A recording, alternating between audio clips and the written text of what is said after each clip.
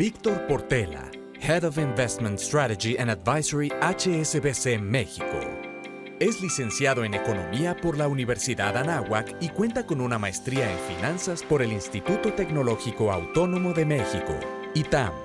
Cuenta también con certificaciones en derivados por el ITAM y en inversiones por la Asociación Mexicana de Instituciones Bursátiles, AMIB. Tiene 17 años de experiencia en materia económico-financiera en gestión de fondos de inversión y fondos para el retiro, Afore, así como portafolios discrecionales de inversión en mercados de deuda, capitales, inversiones alternativas y derivados. En los últimos años de su trayectoria, se ha especializado en definir la estrategia de inversión para personas físicas en HSBC y en brindar atención personalizada a familias de banca privada en planeación patrimonial, financiera y de inversión.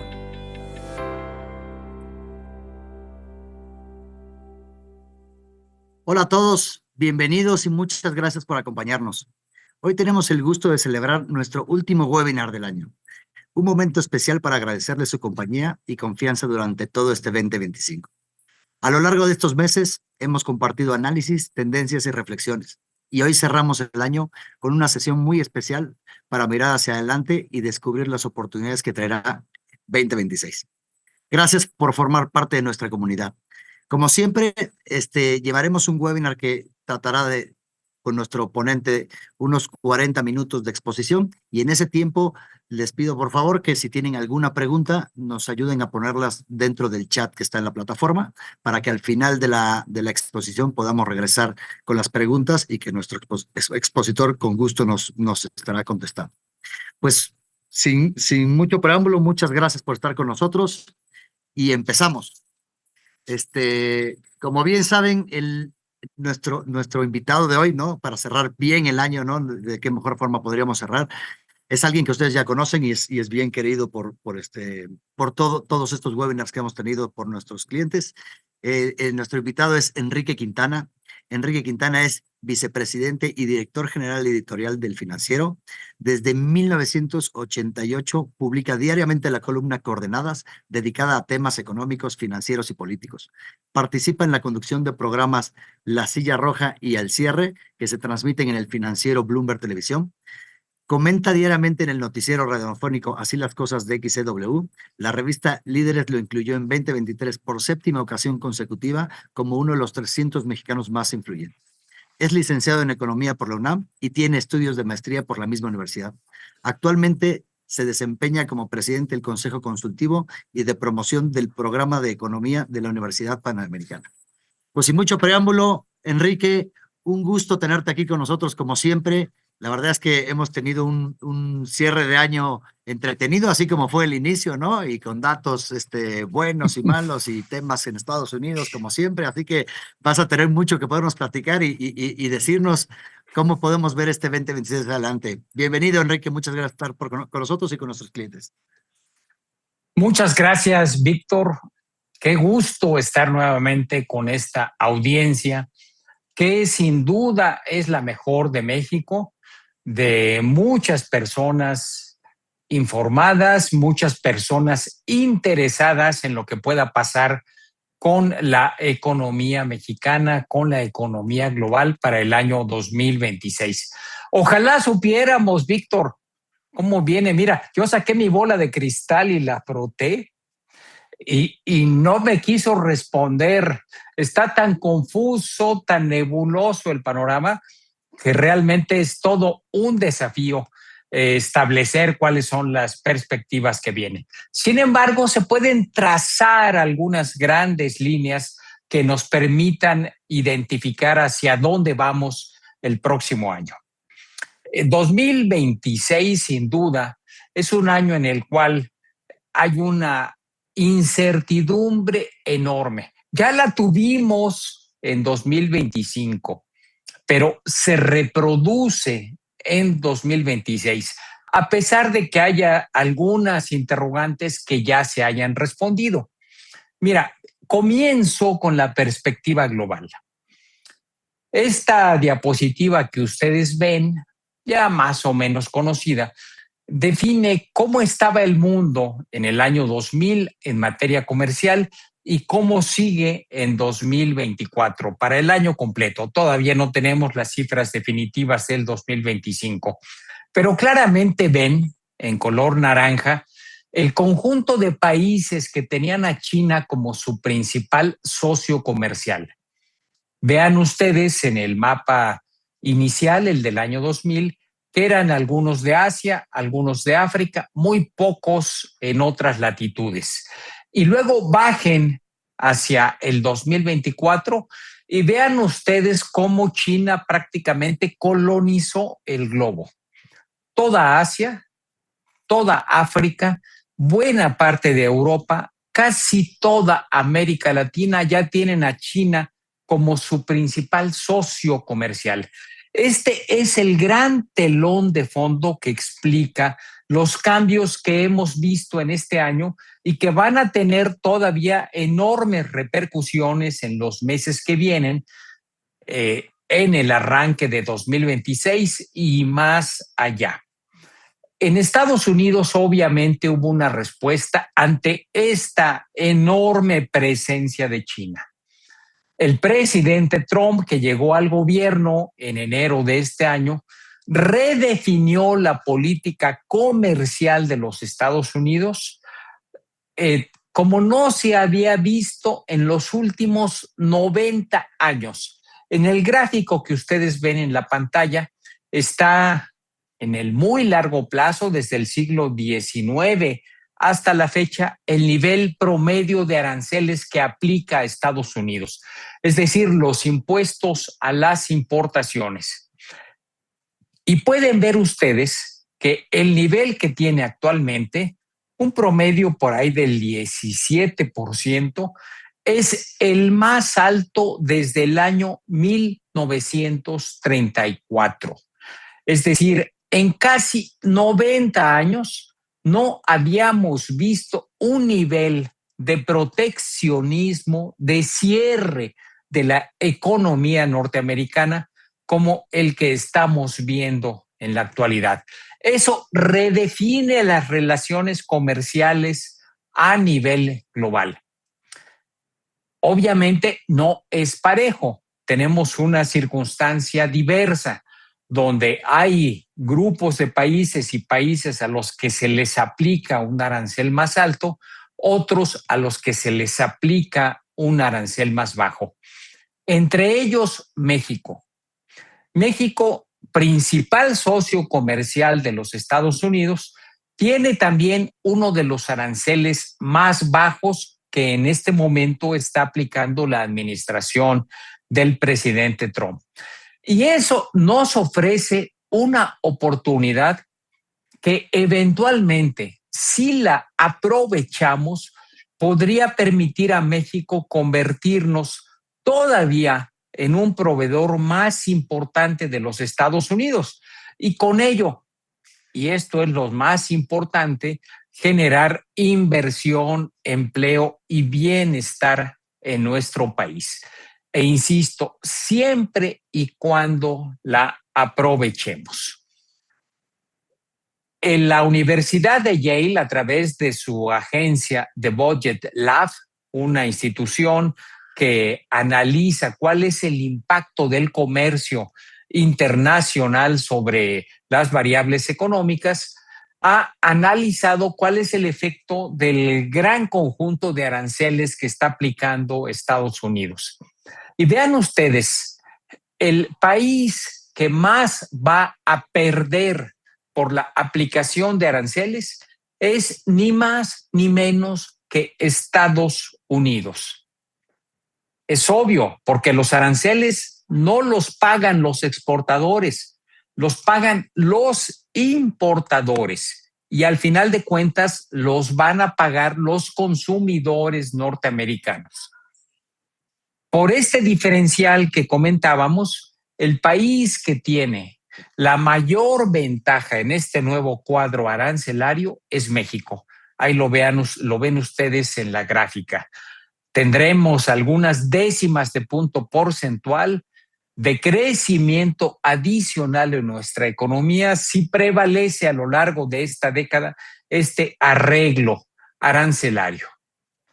Pero bueno, todavía tenemos incertidumbres. Ojalá ya tuviéramos claro cómo van a quedar las cosas.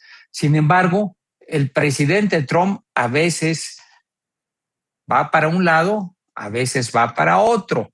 Hace apenas unos días estableció un acuerdo con el presidente Xi Jinping en el marco de la reunión de la APEC que se celebró en Corea del Sur, en donde decidió quitar el 100% adicional que planteaba para los aranceles de China. En el caso de China, se abrió a la exportación de diversos productos norteamericanos como la soya y también estableció reglas más flexibles para la exportación de los llamados minerales raros.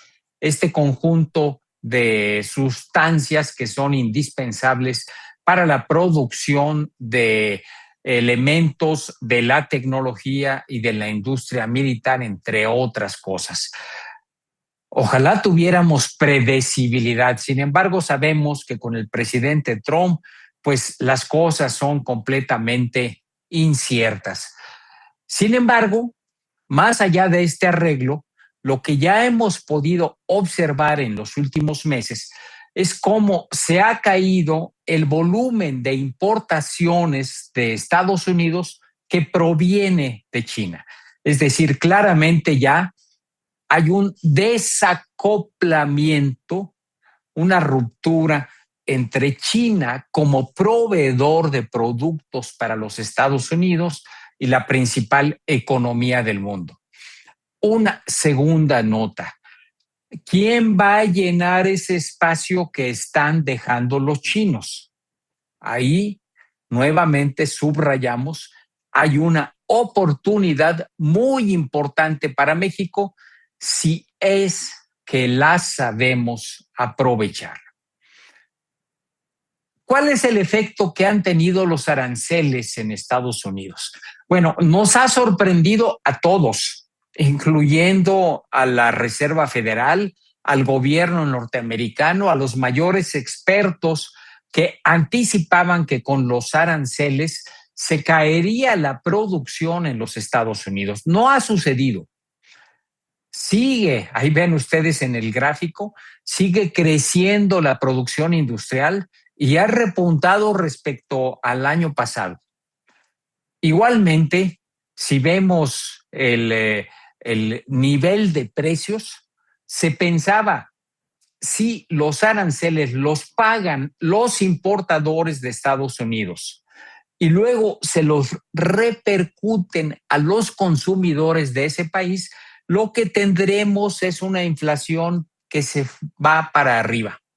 Pues no ha sucedido.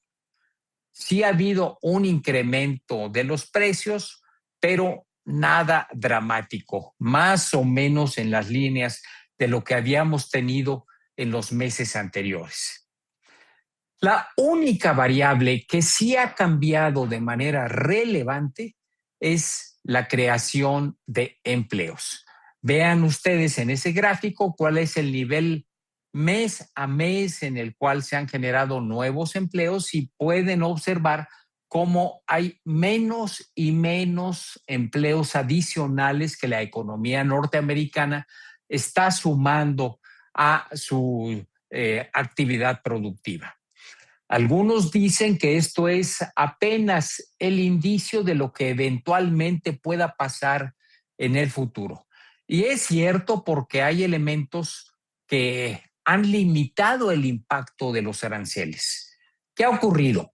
Bueno, lo que ocurrió en la primera parte de este año es que las empresas importaron mucho más, es decir, se blindaron ante un posible impacto de aranceles más elevados, se llenaron bodegas, patios de almacenaje de automóviles y demás áreas donde las importaciones inusuales que se tuvieron en los primeros meses de este año previeron a las empresas para no tener costos adicionales ante importaciones que eventualmente traerían costos mayores por los aranceles. Pero además hubo la decisión ante una situación de incertidumbre de no trasladarle al consumidor los costos adicionales que implicaban los impuestos a la importación. Esto se notó, por ejemplo, en la industria automotriz, a pesar de que las grandes empresas norteamericanas ya reportaban eh, costos adicionales de varios miles de millones de dólares, no reflejaron esto en mayores precios para los coches. Esto con el objeto de tener más claridad en el entorno y en las reglas que habrían de presentarse en los próximos años. ¿Qué va a pasar en el largo plazo con las circunstancias que los aranceles van a generar en la economía norteamericana? Muy importante para México porque es nuestro principal socio y del que dependemos mayormente.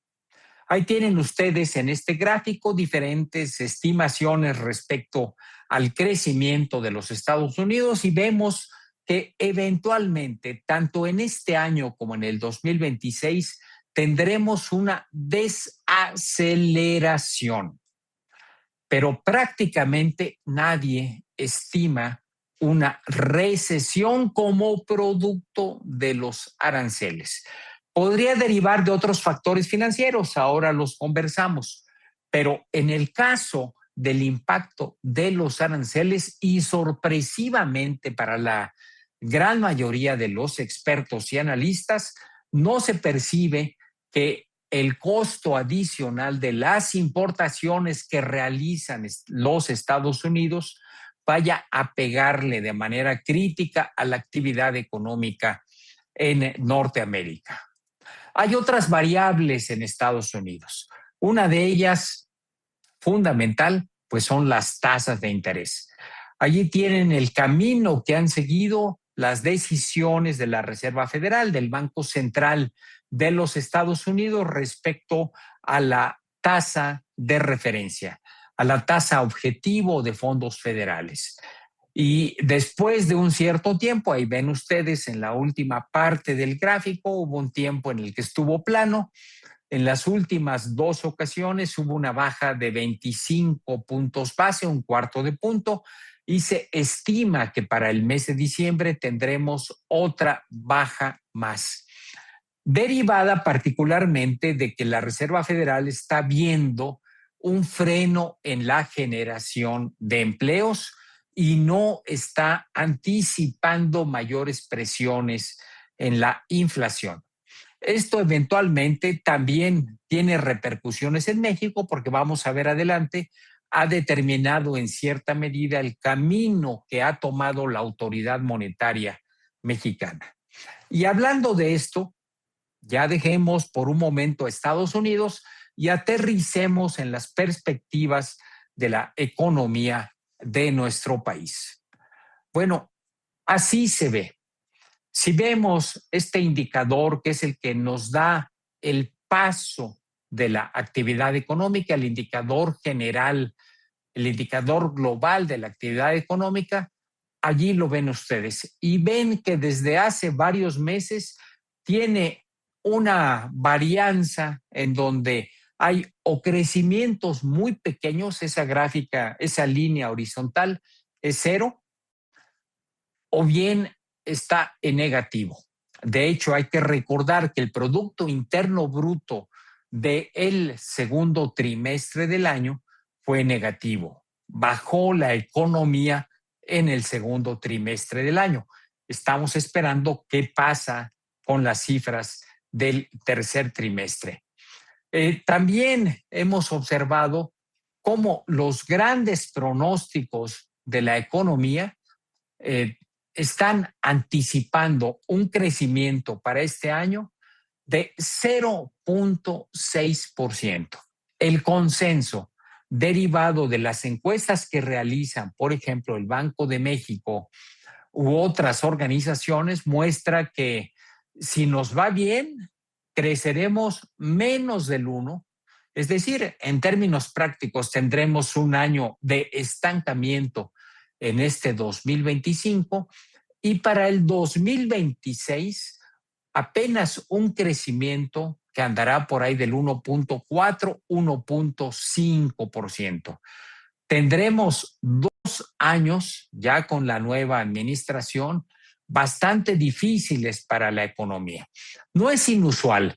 Si nos remontamos a la historia, en general, los arranques de cada nueva administración, sea la de López Obrador o si nos vamos para atrás, la de Peña, quizá la de Calderón fue excepción, antes la de Fox, desde luego la de Zedillo, todos los primeros años han sido muy complicados. Pero quizás en esta ocasión, además del primer año difícil, tendremos un segundo año también bastante complicado.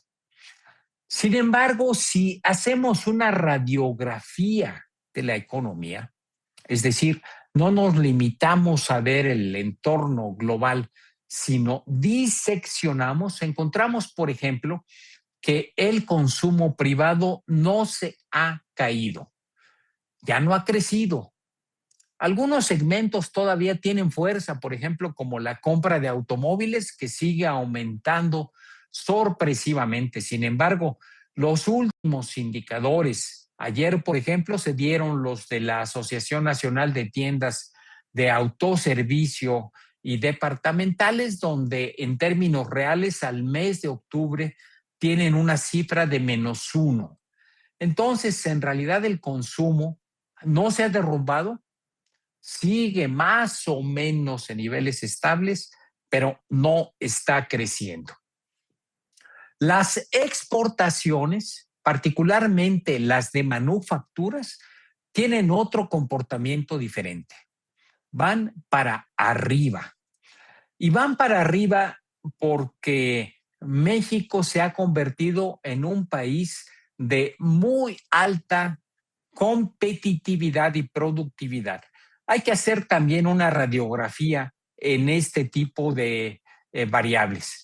Ahí, por ejemplo, ven ustedes en el gráfico, en la parte de arriba, las exportaciones de productos electrónicos, maquinaria de precisión, instrumental médico, etcétera, que se han convertido ya en el gran motor de las exportaciones mexicanas, mientras que en la parte de abajo está la exportación automotriz, que por algún tiempo fue el gran motor de la economía mexicana y que hoy vemos que por efecto de los aranceles ya no está creciendo, incluso está cayendo un poco. Sin embargo, hay otros segmentos de la economía mexicana en donde vemos claramente un crecimiento muy importante. Este es el factor que ha impedido que en este 2025 la economía se caiga.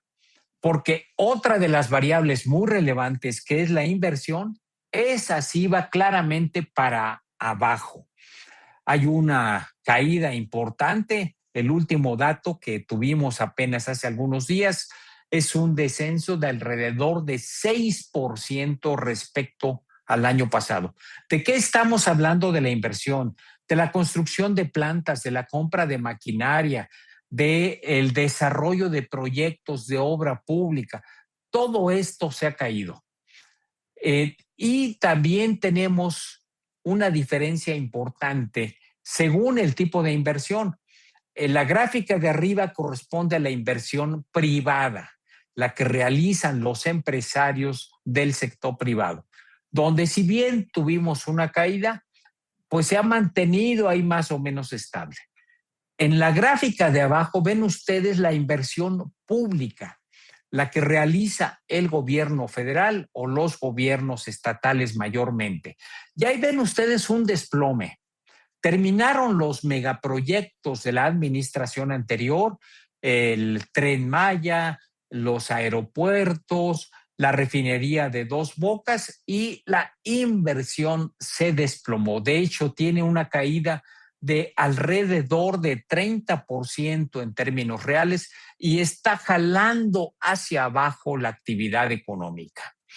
Este comportamiento, pues, es el que está definiendo que tengamos un año malo en este 2025 y que vayamos a tener, de acuerdo a lo que hoy vemos, en términos productivos, un año mediocre para el 2026.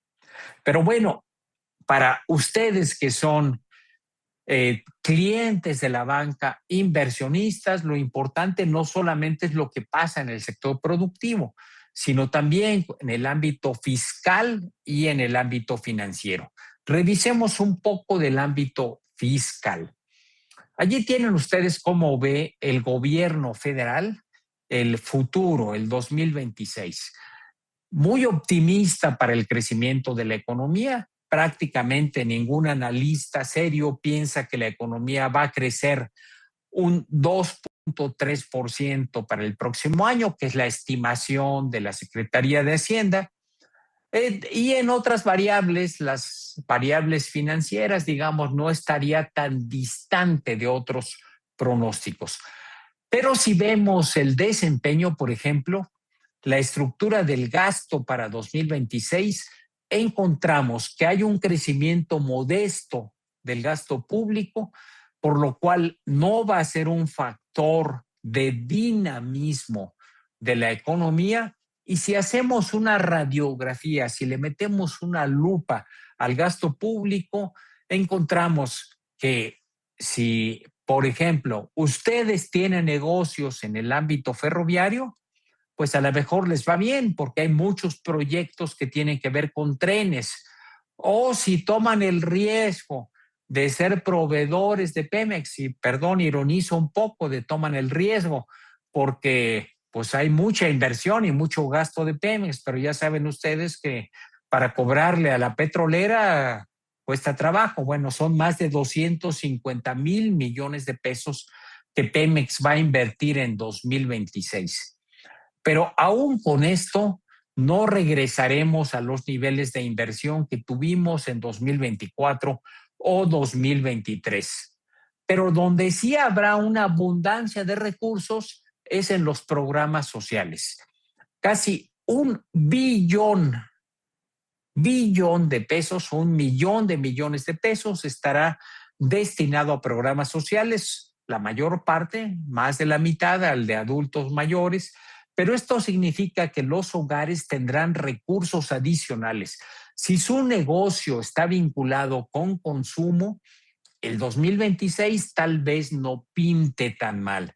Si está vinculado con inversiones que tienen que ver con el sector público, pues va a depender de en dónde se ubiquen porque las perspectivas no son tan positivas. Y bueno, de algún lado hay que sacar el dinero para financiar todos estos proyectos. Y ahí tienen ustedes la estructura de los ingresos. Donde más crecen los ingresos en la perspectiva para 2026 es en las aduanas. Más de 40% de crecimiento en términos reales, los ajustes operativos en las aduanas. Ahorita vemos los impuestos adicionales que se van a cobrar, permiten este salto. Pero adicionalmente habrá crecimientos en el IVA y en el impuesto sobre la renta. Con una economía que crece poco, esto solamente se va a lograr a partir de una gestión tributaria que implica una vigilancia y una presión mucho mayor para los contribuyentes. Regresaremos un poco después, pero si ustedes tienen litigios con el fisco, la posibilidad de ganarlos se va a evaporar por los cambios que hemos tenido en el sistema fiscal. Varios cambios relevantes además en el tema tributario. Tendremos estos nuevos aranceles, ahorita los detallamos. Tendremos el incremento que ya conocemos en el IEPS a los refrescos y ciertas bebidas embotelladas. También un aumento relevante para los clientes de los bancos en la retención a la que están obligadas las instituciones financieras, que pasa del 0.4 al 0.9%. Y también algo relevante, tendremos un cambio en los patrones de deducibilidad tanto de los seguros como del sistema bancario. Y hay todavía un reto para el futuro. Miren, el problema es que la presión derivada de los gastos en programas sociales y los gastos en pago de pensiones a los que el gobierno está obligado van a generar quizás una demanda adicional de recursos desde ahora y hasta el 2030 de alrededor de 1 billón de pesos. ¿De dónde va a salir ese dinero? Bueno, el gobierno se ha comprometido, y lo tienen ustedes ahí en el gráfico, a reducir el déficit. Entonces, no puede ser a través de mayor gasto, tiene que ser a partir de compactar el gasto y de generar nuevos ingresos. Esto probablemente meta presiones para una reforma fiscal en los próximos años. Y por si algo faltara, por si no fuera suficiente el desafío, también tenemos el problema de Pemex. De acuerdo al programa estratégico anunciado hace unos 2 meses, para Pemex se plantea que a partir del 2027 ya no reciba recursos del gobierno federal.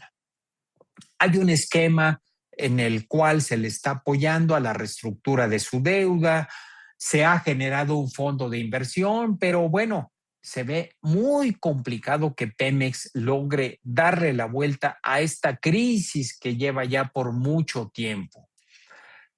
Implica también un cambio en la gestión operativa de la petrolera, meterle lupa, detalle a las refinerías para que dejen de ser una fuente de pérdidas y se conviertan en una fuente de utilidades.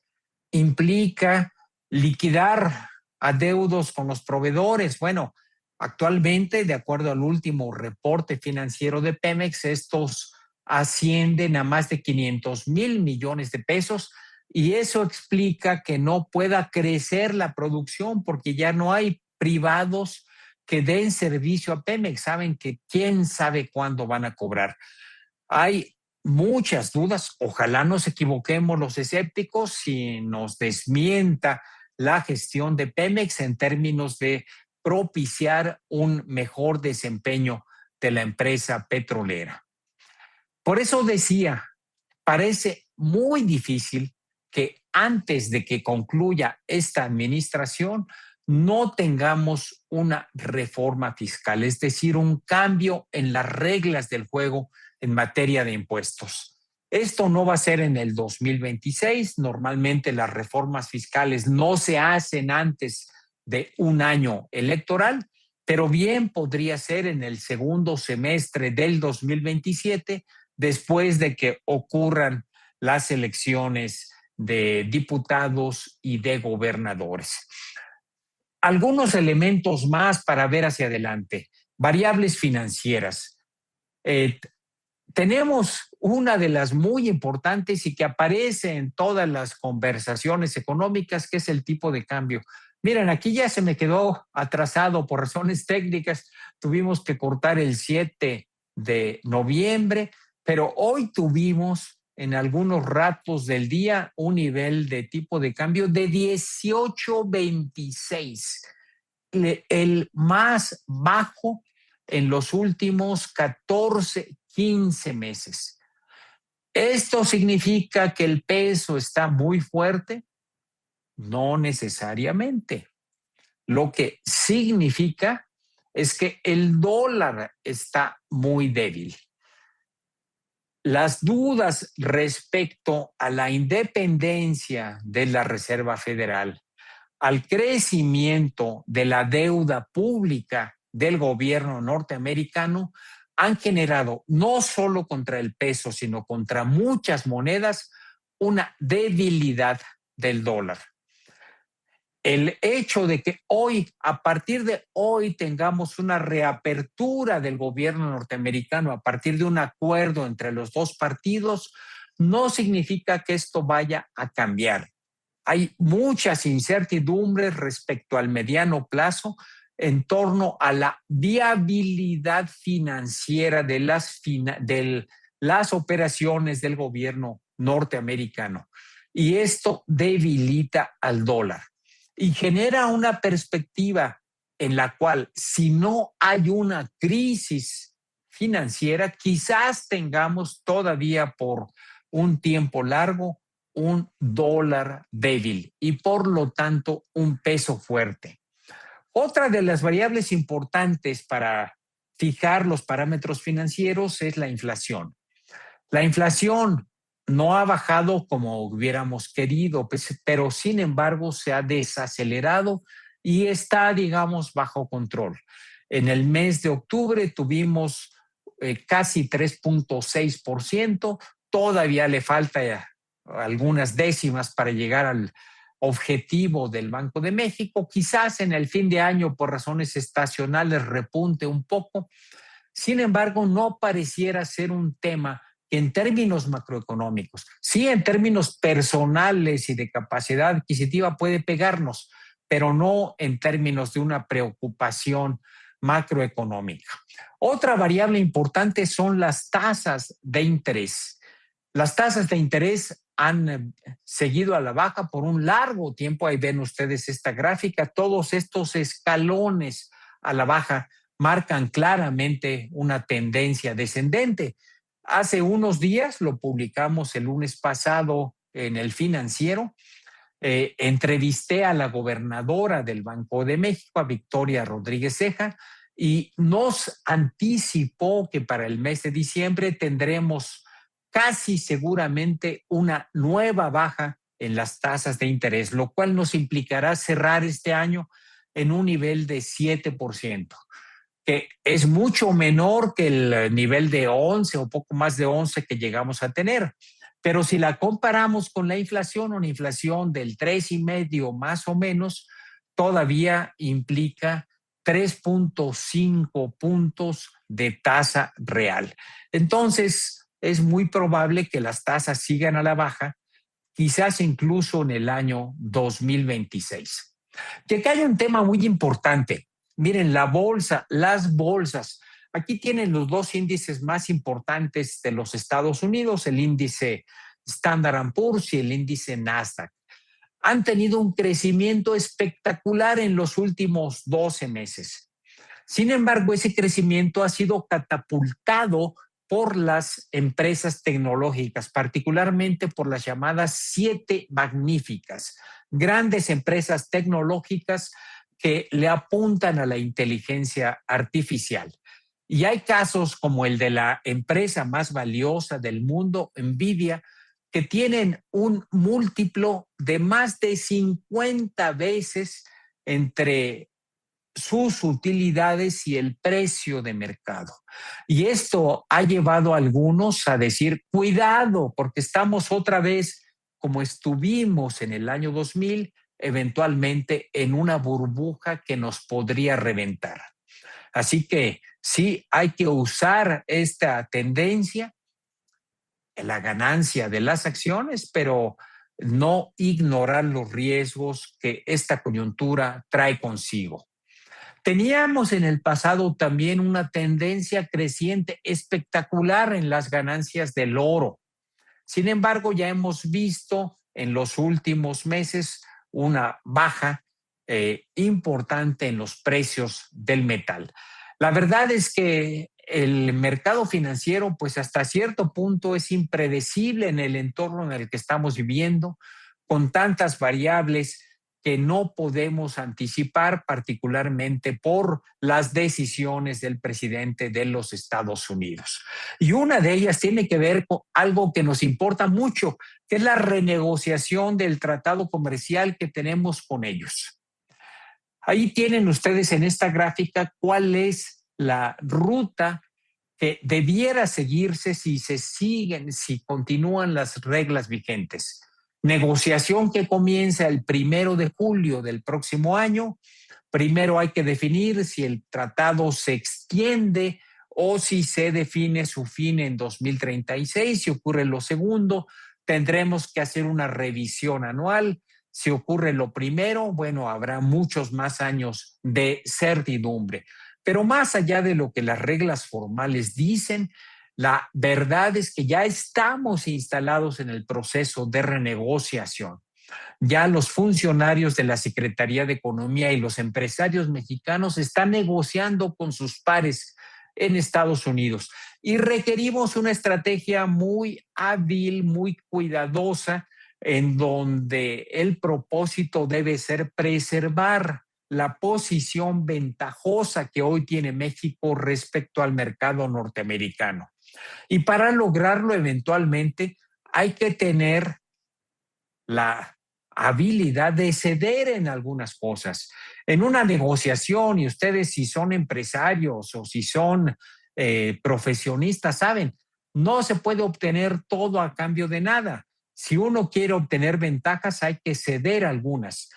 El gobierno mexicano debe ser muy claro en qué puede ceder para conseguir esta preservación de su ventaja en el mercado norteamericano. Sobre todo porque habrá muchos temas delicados, sensibles sobre la mesa. El sector energético, el tema vinculado con las reglas de origen del sector automotriz, las reglas respecto a China, etcétera. Y bueno, México tendrá que apretar a Estados Unidos y tenemos cómo hacerlo para conseguir ciertas ventajas. Uno de los elementos que tenemos enfrente y que ya está usando el gobierno mexicano es su posición frente a China. Ya se anunció un cambio en la política arancelaria de México frente a China. Durante décadas tuvimos abierta nuestra economía, solamente le poníamos aranceles a productos específicos. Bueno, esto cambiará a partir de enero. En el mes de diciembre, a más tardar, la Cámara de Diputados definirá cuáles son los aranceles para más de 1,400 fracciones arancelarias, productos provenientes de China. Esto para alinearnos con lo que Estados Unidos hace. Y ahí tienen ustedes un cuadro provisional.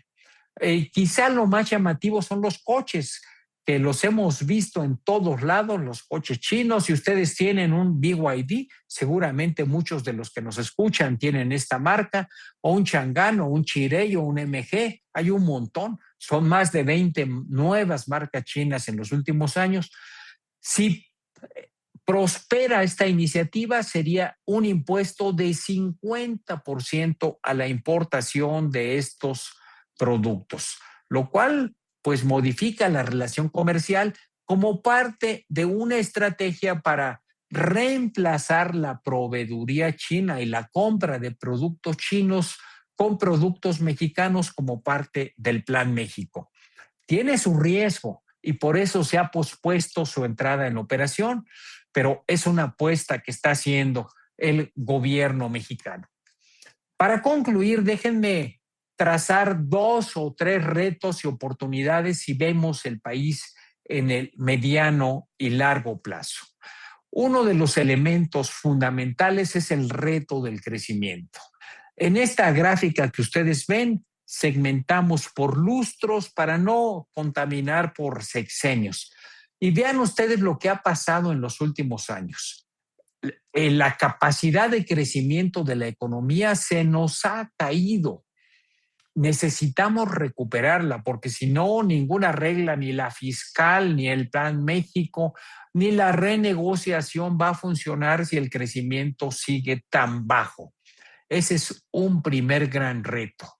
Otro reto, este es un indicador que calculan el INEGI y el Banco de México midiendo la confianza empresarial. Desde el 2024 se nos ha caído la confianza empresarial y hoy estamos claramente en una situación de pesimismo. En un país en donde el 80% de las inversiones son del sector privado, esto no puede prevalecer. Si no hay confianza de los empresarios, no hay posibilidad de que la economía crezca.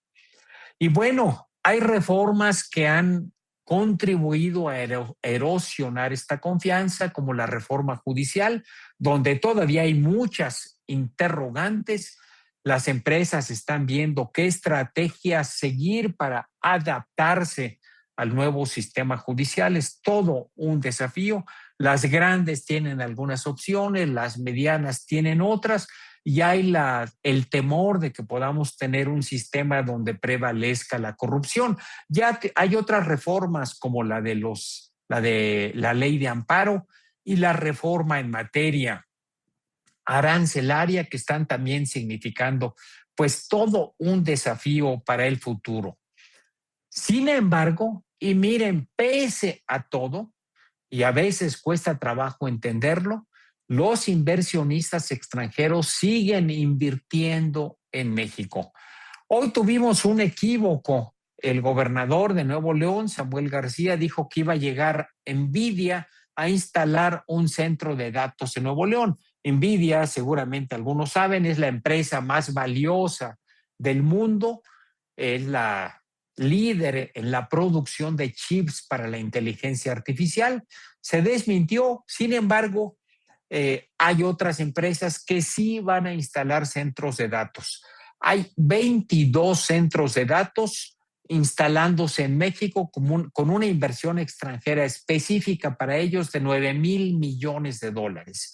Es decir, hay desde el extranjero una visión de que México sigue siendo, pese a todos estos problemas que hemos revisado y que son muchos, verdaderamente un área y una tierra de oportunidades.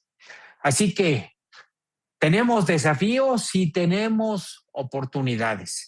Mucha suerte para todos ustedes y me quedo a sus órdenes para responder a sus inquietudes. Muchas gracias, Víctor. Te cedo la palabra.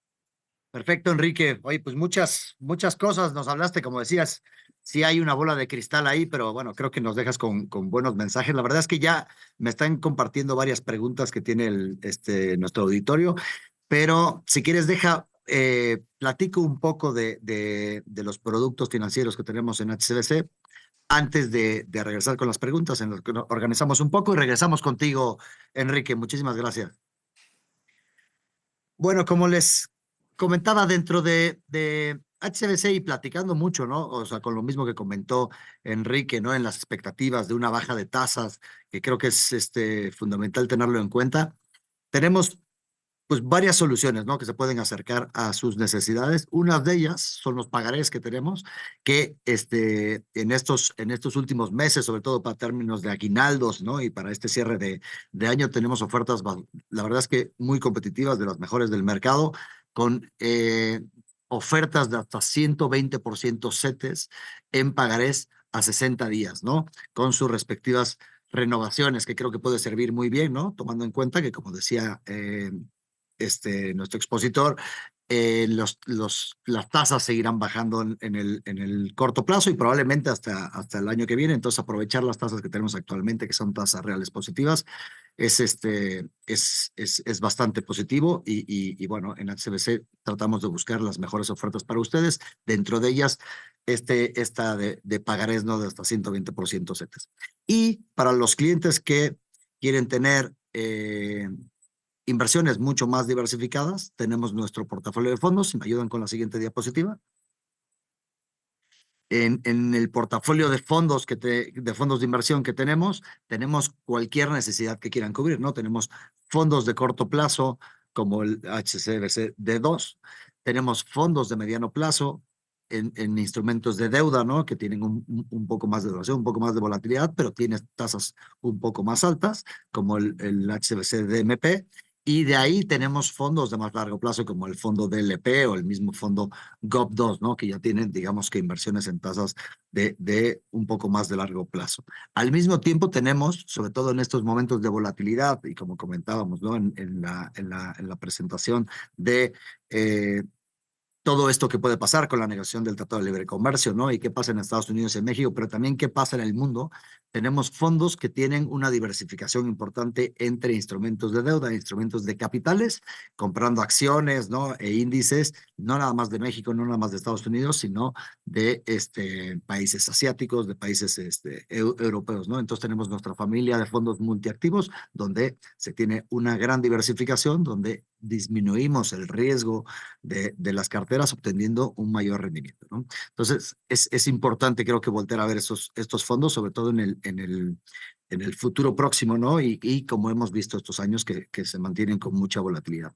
Y finalmente tenemos la familia de fondos que invierten en acciones, ¿no? En los fondos que tenemos para el que le gusta el mercado mexicano, tenemos el fondo HSBC MEX, ¿no? Que invierte en el mercado local de acciones. Tenemos un fondo también para el que quiere invertir en el mercado de acciones en Estados Unidos, que es el HSBC USA, ¿no? El USA. Y luego también tenemos fondos que invierten en acciones globales, ¿no? Como nuestro fondo HSBC GLE, ¿no? Que también nos proporcionan una mayor diversificación en este mismo mercado de acciones como hemos visto, rendimientos muy positivos que han tenido los últimos años, ¿no? Y que nos ayudan a diversificar dependiendo del riesgo de cada una de las carteras. Al mismo tiempo, en México siempre tenemos esta preocupación por el tema del tipo de cambio y para quien tenga intenciones de invertir en deuda de corto plazo en dólares, tenemos nuestro fondo DOL, que es un fondo que replica el tipo de cambio con un rendimiento que te da la tasa de instrumentos de deuda de corto plazo en Estados Unidos. Entonces, la verdad es que tenemos fondos para cualquier necesidad que tengan nuestros clientes. Ahí, por favor, siempre acérquense a sus ejecutivos y a sus asesores para que los puedan guiar un poco dependiendo de las necesidades que tienen y sobre todo dependiendo del perfil de riesgo que tengan ustedes, ¿no? Y si quieren me ayudan con la siguiente, no nada más tenemos la parte de los fondos para incentivarlos a invertir y a probar nuestros fondos. También tenemos promociones dentro de este portafolio, promociones de cashback que podemos darle, regresarles dinero dependiendo del nivel de inversión que tengan. Y para los que inviertan en nuestros fondos participantes, podemos darle un 50% adicional de cashback en los fondos que les comentaba, los fondos multiactivos, que son los fondos HSBC PRA, VAL y HSBC CRE, y los fondos como el GLE, que son fondos que invierten en acciones a nivel global, y el fondo DGP, que son fondos de deuda global en pesos, ¿no? La idea es que ustedes puedan conocer nuestra oferta y para los que quieran invertir, poderlos acompañar con estas promociones para que vayan diversificando sus portafolios y aprendamos a invertir con HSBC. Muchísimas gracias por tu atención. Y ahora sí, Enrique, regresamos si quieres contigo, que ya tenemos varias preguntas en el camino. Y si quieres, podemos iniciar con una que casi vas terminando, ¿no? Hablabas de la parte arancelaria con China. Y una de las preguntas que me llega es justo de esa que hablaste de los autos del 50%. Y en específico, si quieres, voy a juntar dos preguntas en la misma. Uno, lo que nos preguntan es si crees que en dado caso de que se den estos aranceles, se hagan de una forma gradual o crees que va a ser de un momento a otro. Y por otro lado, en esta renegociación, ¿no?, que tendríamos de este tratado con Estados Unidos, ¿cómo está México? O sea, la pregunta en general es cómo nos podemos defender, ¿no? O sea, ¿qué armas tenemos nosotros para poder negociar un mejor tratado de libre comercio? Gracias, Enrique. Regresamos contigo. Gracias, Víctor. Mira, comienzo con la primera. Todavía no tenemos claridad de cuál va a ser la estructura arancelaria que se aplique a los productos. No solo son chinos, sino de los países con los que no tenemos tratados comerciales. Pero la verdad es que el 80% de esos productos a los que se les va a aplicar arancel vienen de China. Entonces es casi para productos chinos.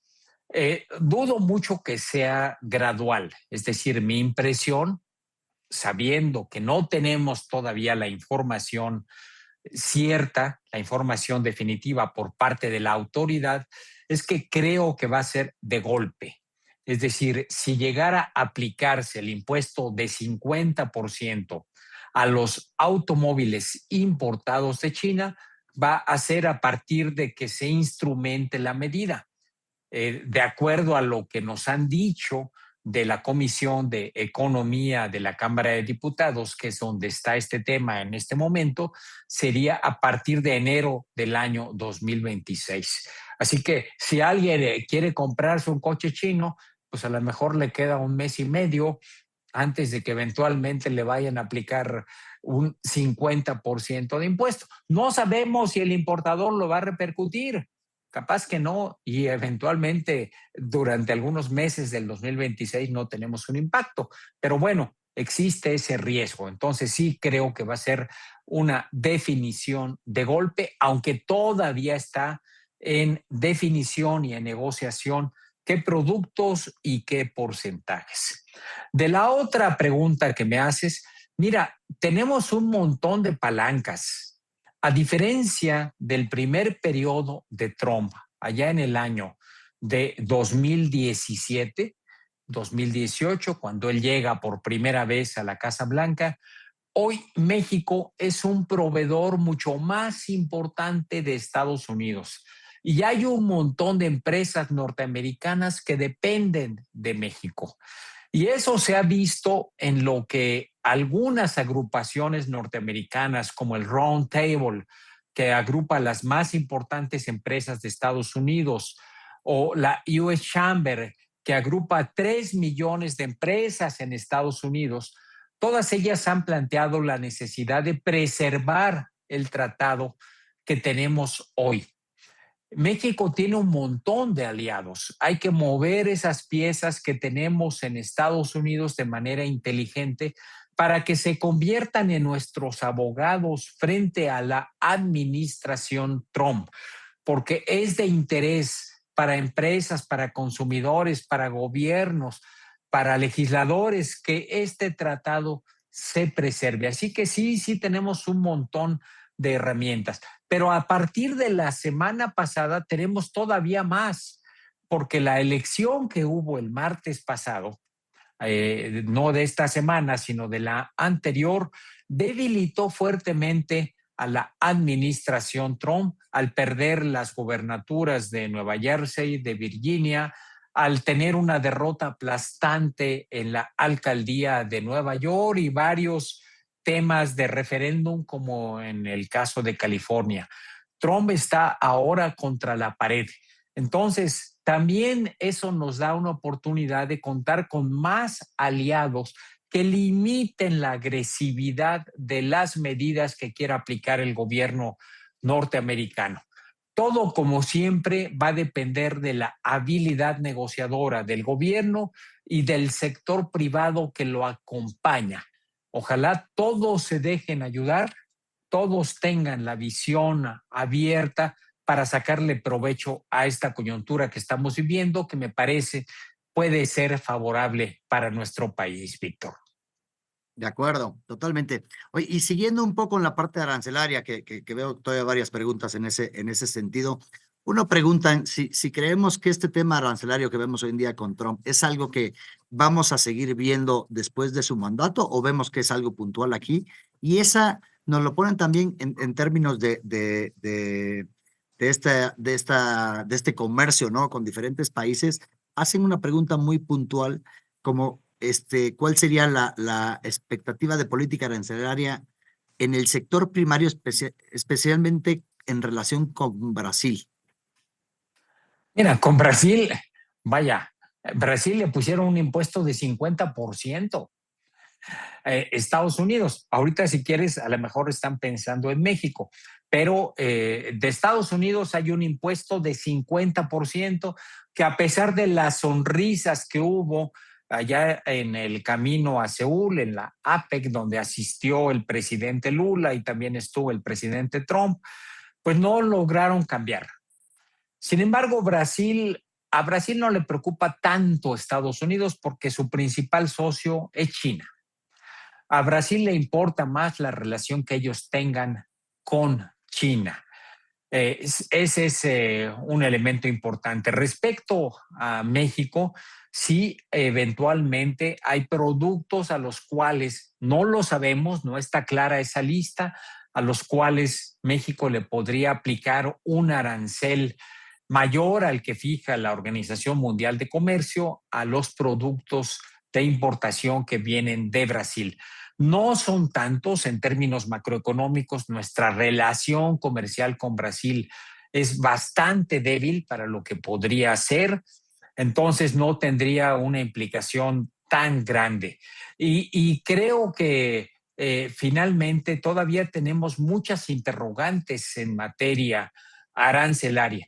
Ese es parte del problema. Si ya tuviéramos una situación estable, Víctor, pues quizás las empresas podrían decir, bueno, me conviene estar aquí, no me conviene estar allá. Tenemos reglas que van a permanecer a lo largo de los próximos años, pero no lo sabemos. Mi sospecha es que después de probar el ingreso de los aranceles, que son varios cientos de miles de millones de dólares por año, que el gobierno norteamericano está obteniendo adicionalmente, aun cuando Trump se vaya de la Casa Blanca y llegue otro republicano o un demócrata, va a ser muy difícil desmantelar el sistema de aranceles, porque tú sabes, los impuestos son como las drogas. Se vuelven los gobiernos adictos a cobrar cierta cantidad de recursos provenientes de determinado impuesto. Y eso, me parece, ha pasado y va a pasar ya con los aranceles en Estados Unidos. Sí, coincidimos, Enrique.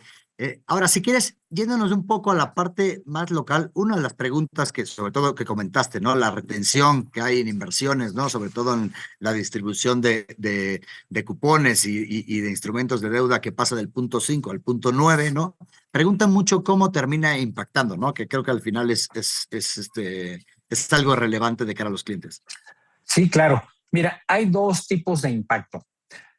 Si el ahorrador no paga impuestos, si su única fuente de ingresos es la inversión que tiene en una institución bancaria, evidentemente sí le impacta de manera relevante porque se multiplica pues como en el 80% el monto que está obligado a retener el banco.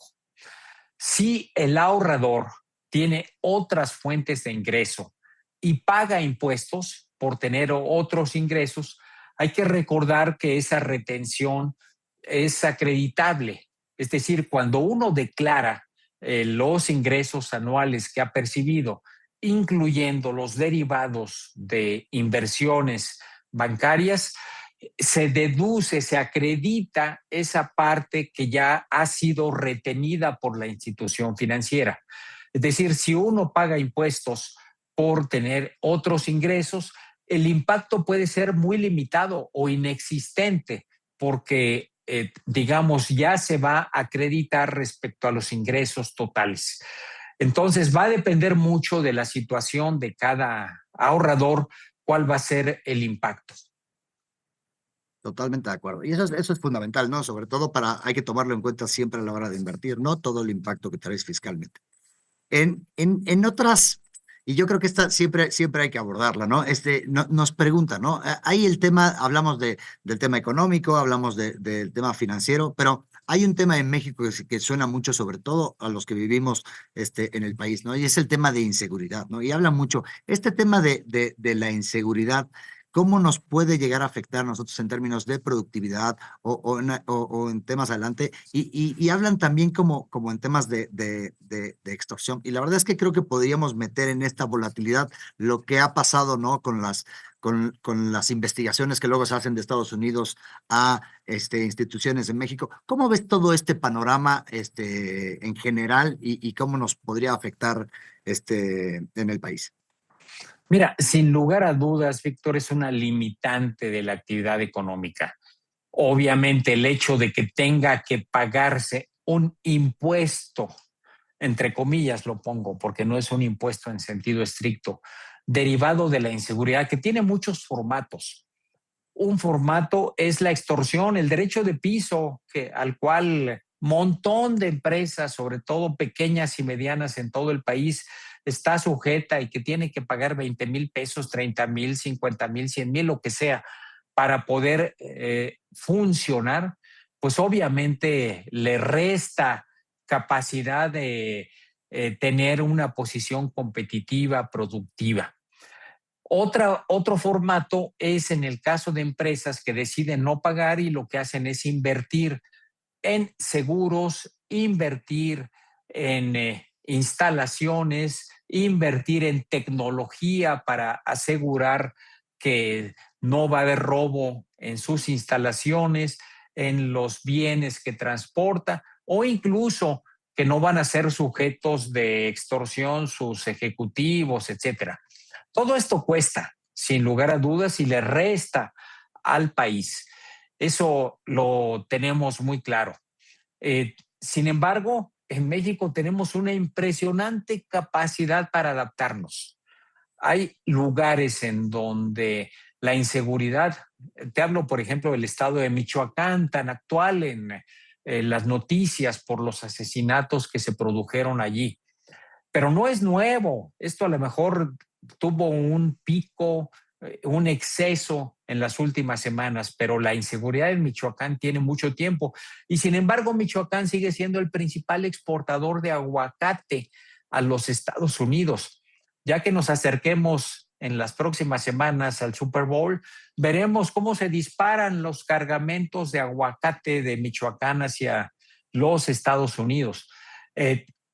Tenemos capacidad para adaptarnos. No debiéramos pagar ese costo. Una de las responsabilidades de cualquier Estado es asegurar que los ciudadanos y las empresas puedan funcionar en condiciones de seguridad. Sin embargo, la verdad es que nos hemos adaptado. Me han preguntado mucho, ¿y hasta dónde va a durar esto?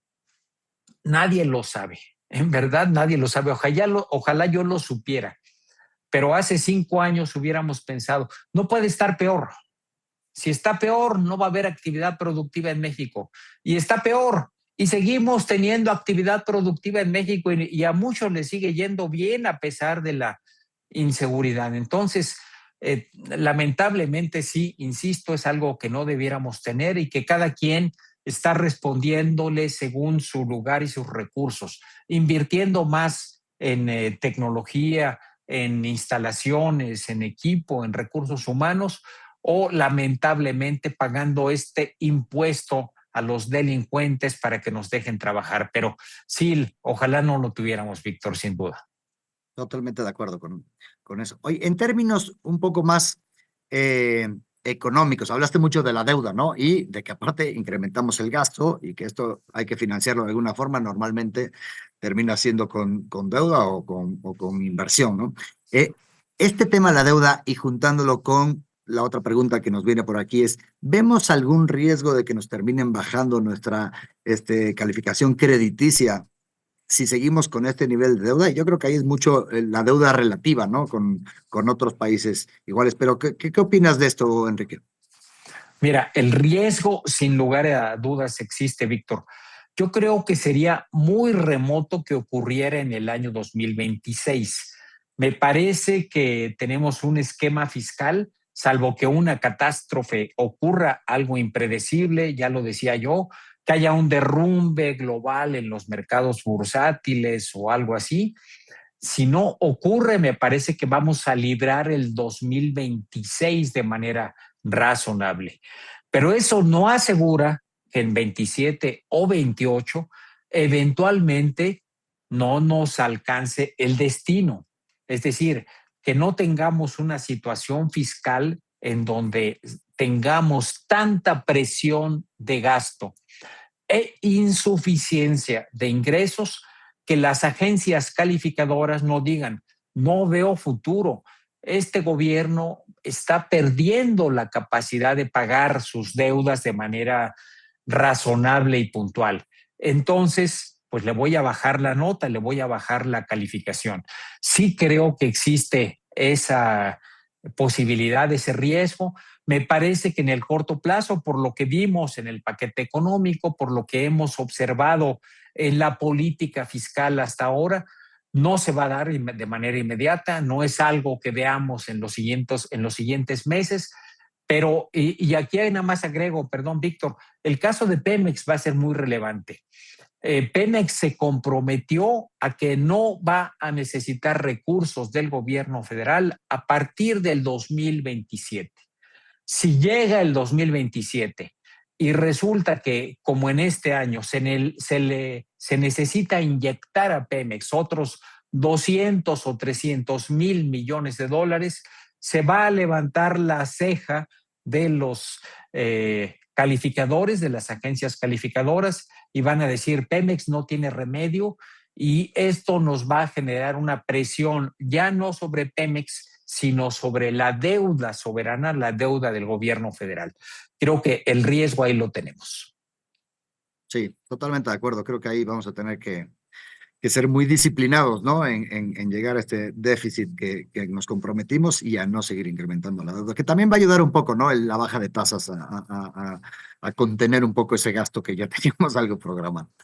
Oye, si quieres, acercándonos a las últimas dos preguntas para que no nos alarguemos mucho más con este tema. La verdad es que hay varias, pero bueno, luego las iremos contestando en el camino. Nos preguntan en sectores puntuales y yo creo que vienen, por un lado, hablaste del sector automotriz, ¿no? Que tiene un reto importante y sobre todo que veníamos, ¿no?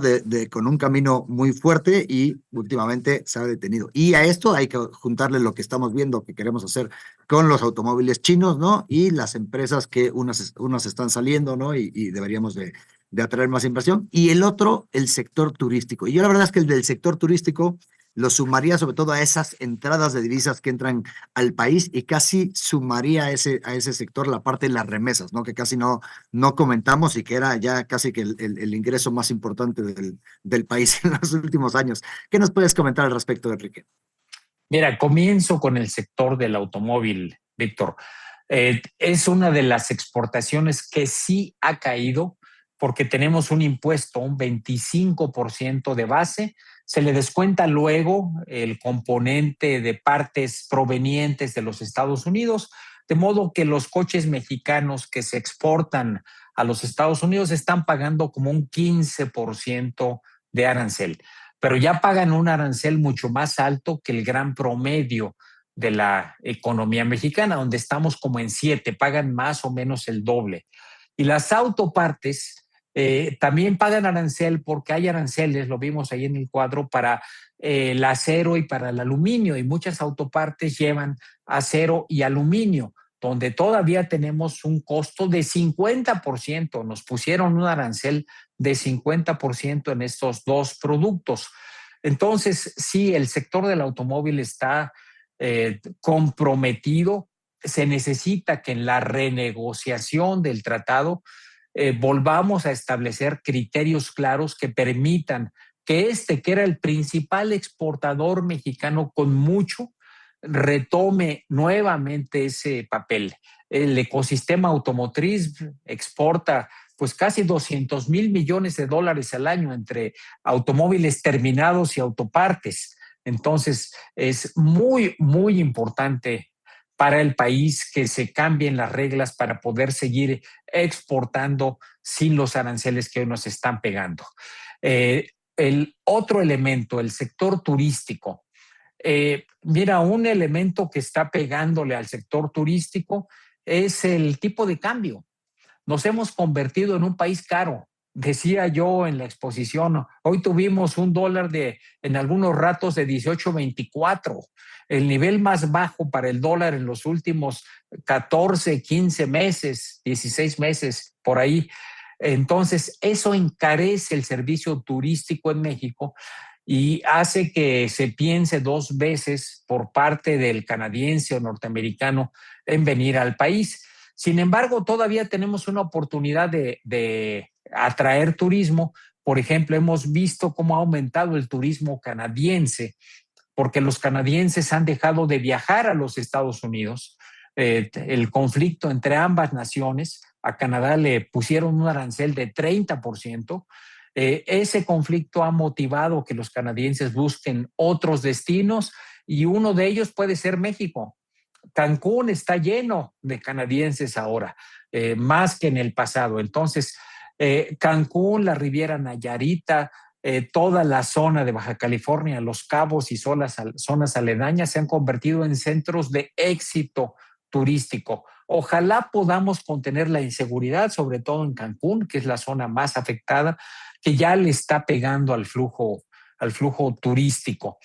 Y respecto a las remesas, mira, siguen estando, se han caído, es un hecho.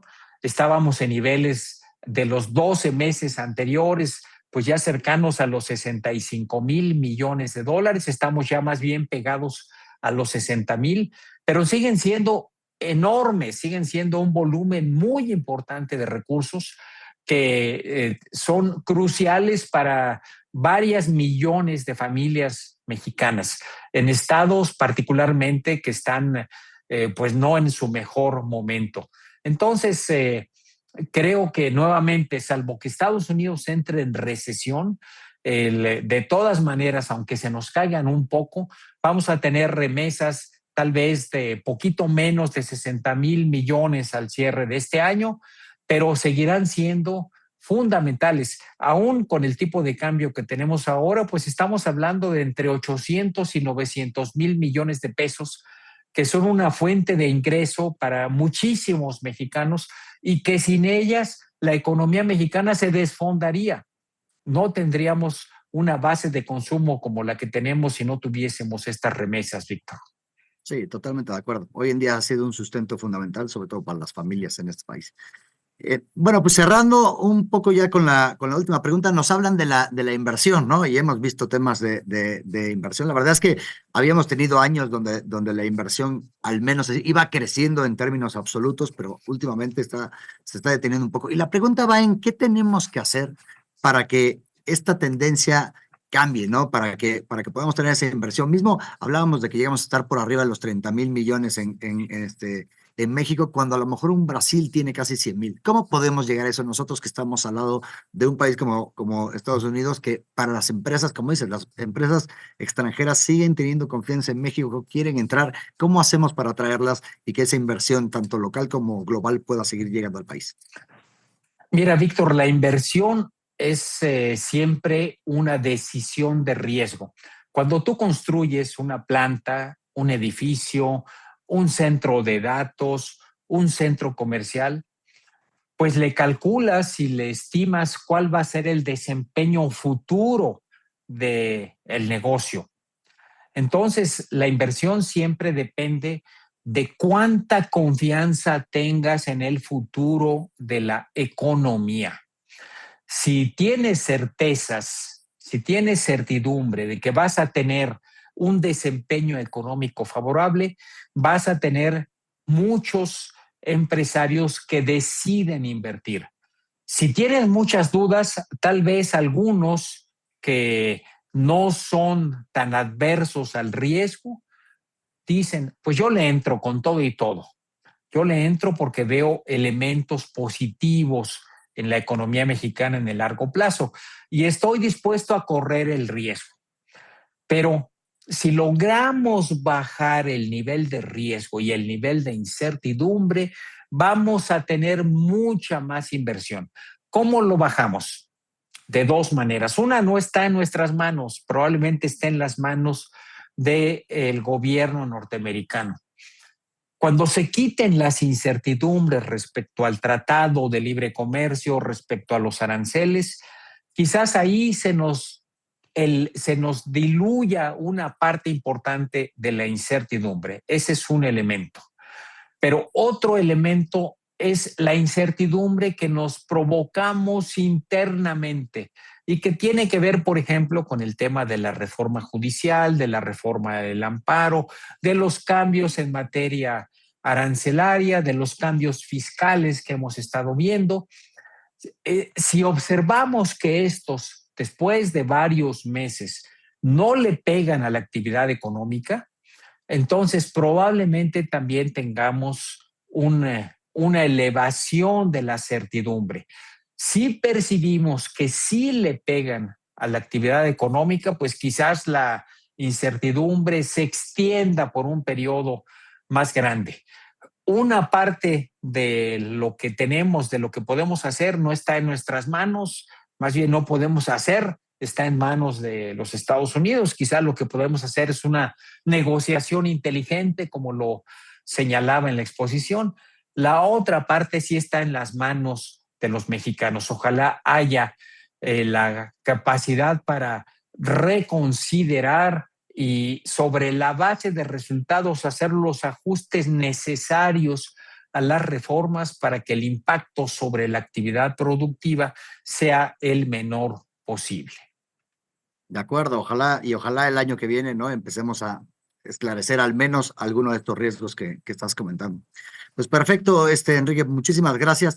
¿Nos quieres dejar, o a nuestros clientes, le quieres dejar algún mensaje, ¿no? Para 2026, ¿no? De un resumen de qué podríamos estar esperando, ¿no? ¿Cuál es el mensaje que le quieres dejar a nuestros clientes, Enrique?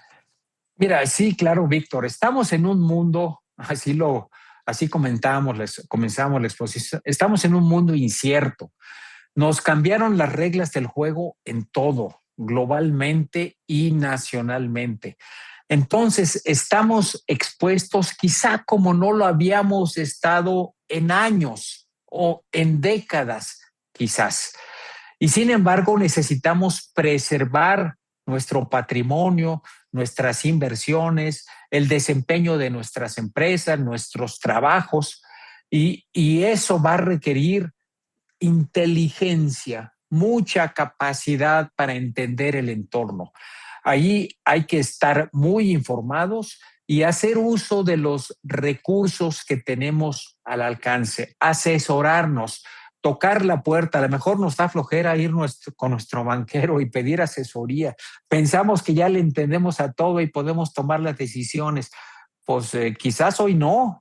Ya nos cambiaron demasiadas reglas del juego, y para asegurar que no vayan a ser afectadas nuestras inversiones, que tengamos un blindaje en ellas, pues sí necesitamos una asesoría sin lugar a dudas, además de nuestra inteligencia personal y nuestra observación y nuestra capacidad de atención para entender el entorno y estar bien informados.